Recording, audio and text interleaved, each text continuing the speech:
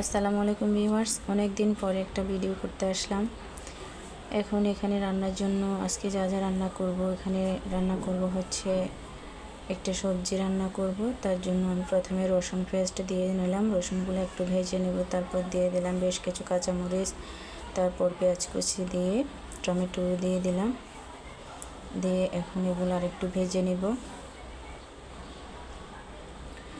উপকরণগুলো ভাজা মোটামুটি হয়ে আসছে। এখন এর মধ্যে দিয়ে দিলাম আমি চিংড়ি মাছ, তারপর হলুদ, মরিচ, জিরে বাটা, লবণ সব কিছু একসাথে অ্যাড করে দিয়ে এবার একটু ভালো করে নেড়েচেড়ে কষিয়ে নেব।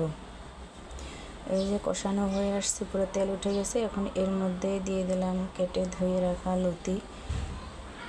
এটা সবারই মোটামুটি কম বেশ সবারই পছন্দ এই সবজিটা।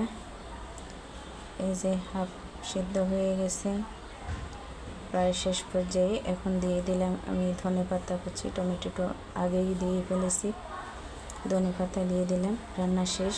এখানে আরেকটি রান্না করব, তার জন্য তাও বেশ কিছু রসুন পেস্ট দিয়ে দিলাম,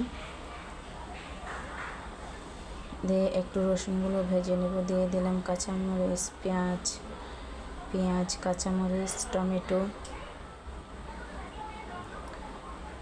সবগুলো মশলা ভেজে নেব। যে এখানে দিয়ে দিলাম আমাদের সন্দ্বীপের মানুষের খুবই পছন্দের একটা শুটকি, সেওয়া শুটকি। ওটা দিয়ে মিক্সড সবজি রান্না করব। যারা সন্দ্বীপের আছে মোটামুটি তারাই জানে এই শুটকির স্বাদটা কেমন, সবজি কেমন। এখানে নিয়েছি আমি মিষ্টি আলু, একটা ধুন্দুল, তারপর আর হচ্ছে ছোলাসহ আলু। এগুলো টেস্ট আলাদা। আর এখানে কিছু মাছ ভাজি করলাম, এগুলো টমেটো দিয়ে ঝোল করব। এই যে আমার সবজিগুলো মোটামুটি হাফ সিদ্ধ হয়ে আসছে।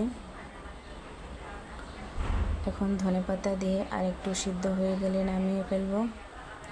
দেখতেই পাচ্ছেন কেমন হয়েছে। যদি ভালো লাগে লাইক দেবেন। আল্লাহ।